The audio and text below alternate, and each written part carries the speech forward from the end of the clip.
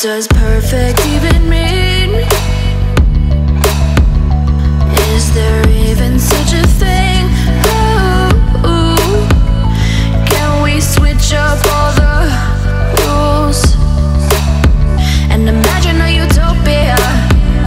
Darling, I'm just so fed up with these. Oke, balik lagi di Sumur Gadget, dan kali ini gue mau sedikit nge-review kecil-kecilan nih tentang iPhone SE yang lagi gue pegang ini.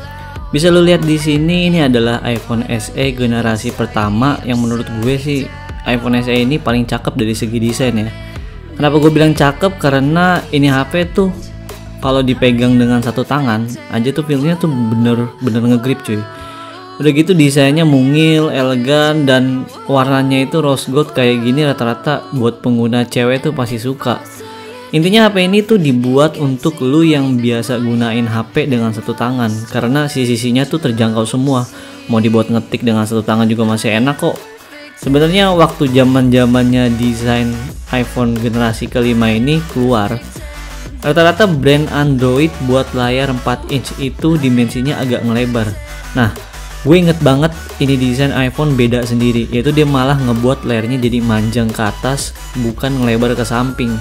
Nah, hasilnya adalah ngebuat HP ini makin enak digenggam untuk satu tangan. Ngomongin layar, menurut gue layar iPhone SE ini masih oke banget kok. Emang sih layarnya bukan OLED dan resolusinya cuma 640x1136. Tapi bisa lu lihat sendiri di sini masih bening banget cuy. By the way, gue ngomongin layarnya yang ori ya, karena iPhone gue ini emang belum pernah dibongkar dan diganti-ganti patcha dari waktu gue beli baru. Biar layarnya masih IPS tapi grade-nya udah grade A. Touch response-nya bagus dan gak ada delay, dan juga kerapatan PPI-nya cukup tinggi di 326 ppi.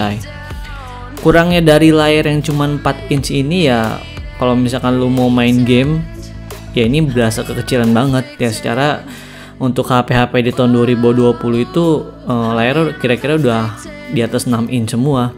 Dan gue nggak rekomenin lu untuk beli HP ini untuk dipakai main game yang berat-berat kayak PUBG Mobile ataupun kayak CODM.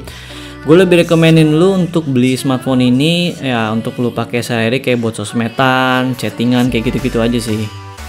Ngomongin performa, menurut gue performa SoC A9-nya Apple masih mumpuni banget kok untuk lo pakai sekedar buat sosmed, chattingan, ya intinya yang enteng-enteng lah. Dan iPhone SE ini masih dapat iOS 14. Bisa lihat sendiri di sini gue lagi nyobain iOS 14 beta. Buka tutup aplikasi masih lancar, multitasking masih oke, dan gue nggak ngerasain lag-lag yang gimana gitu. Ya masih smooth aja sih transisinya yang gue rasain. Cuman untuk waktu loading ketika buka aplikasi ya lumayan kalah sedikit lah dari iPhone generasi sekarang. Wajar banget kok menurut gue karena ini HP keluar di tahun 2016. Terus kalau lu mau coba pakai HP ini untuk main game, gue saranin main game-game yang casual aja, yang nggak terlalu makan grafik yang berat lah. Bukan HP ini nggak mampu sebenarnya, tapi ketika lu coba main game-game yang berat, HP ini tuh panasnya pakai banget dan juga baterainya turunnya cepet banget menurut gue. Ngomongin baterai, ketika lo beli HP ini dengan kondisi second, jangan terlalu berharap lo bisa dapetin baterai dengan kapasitas maksimum di atas 95%, kecuali baterainya udah diganti ya. Kondisi baterai gue sekarang adalah sekitar 80-an persen. Nah, dengan kapasitas baterai gue yang cuman segini, gue masih bisa pakai ini HP mungkin sekitar 13-15 jam setelah gue cas penuh. Itu gue cuman pakai untuk chattingan, YouTube, dan buka-buka sosmed aja sih. Tergantung pemakaian lu gimana aja soal ketahanan baterainya. Karena menurut gue iPhone SE ini tuh ketika lu pakai ringan-ringan aja ya baterainya bisa awet. Tapi kalau lu pakai untuk yang berat-berat ya otomatis HP ini jadi boros banget. Sebenarnya ini adalah masalah dari iPhone SE ya, mau yang generasi 1 atau yang generasi yang kedua yang kemarin baru rilis. Ketika baterai yang nggak mampu menghandle sebuah SoC yang kenceng, imbasnya ya baterainya jadi boros banget. Kalau dipakai untuk pekerjaan yang cukup berat lah, kayak lo editing video, main game-game yang grafiknya berat. Selanjutnya gue mau ngomongin soal kamera. Nah, ini percaya atau enggak, hasil foto dari 12 megapiksel ya HP 4 tahun lalu ini masih bagus kalau lu sekedar buat post di sosmed, atau ya intinya masih kelihatan oke lah. Detailnya masih dapet, warnanya juga natural, nggak lebay. Intinya masih oke banget kok, biarpun di HP ini nggak ada embel-embel AI-nya kayak di Android. Nah, untuk perekaman videonya bisa lihat di sini hasilnya masih mulus banget. masih bagus banget, videonya stabil dan juga autofocusnya tuh smooth banget. Ini yang gue seneng dari sebuah iPhone ketika dipakai buat video. Hasil warnanya juga cukup natural. Intinya ini HP yang sekarang harganya udah bisa lo dapetin di 1 jutaan. Untuk perekaman videonya bukan kaleng-kaleng cuy.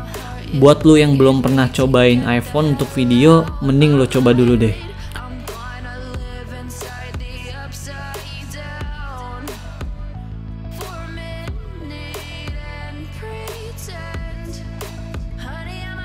Ngomongin kualitas speaker, bisa lo lihat di sini untuk speakernya emang cuman satu di bawah sini, tapi untuk hasil dan kualitas suaranya tergolong cukup bagus ya. Suaranya jelas, bassnya cukup bagus, nggak cempreng, dan emang sih dari dulu semua produknya Apple kalau untuk kualitas speaker pasti selalu bagus. Jadi gue nggak pernah raguin lagi sih kalau soal itu. Masuk ke kesimpulan, menurut lo kira-kira ini worth it nggak buat lo beli di tahun 2020? Kalau menurut gue, HP ini masih worth it buat dipakai di beberapa kategori. Yang pertama, buat lo yang punya budget pas-pasan sekitar 1-2 juta yang pengen cobain sebuah iPhone. Itu yang pertama. Yang kedua, buat lo yang seneng HP kecil tapi masih asik buat sosmedan, buat ngetik satu tangan. Intinya buat dapetin hand grip yang oke banget dengan satu tangan dan yang gak suka punya HP dengan layar yang gede. Yang ketiga, buat lo yang pecinta desain klasik dari iPhone 5 series ini. Jujur, gue pun sama, lebih suka desain model bezel flat kayak gini dibandingkan yang rounded, karena menurut gue lebih kelihatan elegan aja sih, dan juga hand gripnya juga lebih oke di tangan. Oke, tadi kan udah bagian yang worth it untuk dibeli. Nah sekarang HP ini jadi nggak worth it ketika yang pertama, lu beli HP ini untuk jangka waktu yang panjang. Saran gue jangan, karena di iOS 14 ini adalah update iOS terakhir untuk seri iPhone SE generasi pertama. Dan yang kedua, buat lu yang mau beli HP ini untuk main game, karena selain layar kekecilan, baterainya jadi boros banget dan juga HP lu bakal berasa panas banget. Karena sebenarnya sistem pendingin di iPhone SE ini bisa dibilang sangat nggak mumpuni sih untuk lu mau main game yang berat-berat, karena emang belum zamannya waktu itu sih. Oke, segitu aja dulu review singkat gue buat iPhone SE ini. Jangan lupa subscribe channel ini dan bye-bye. Start to see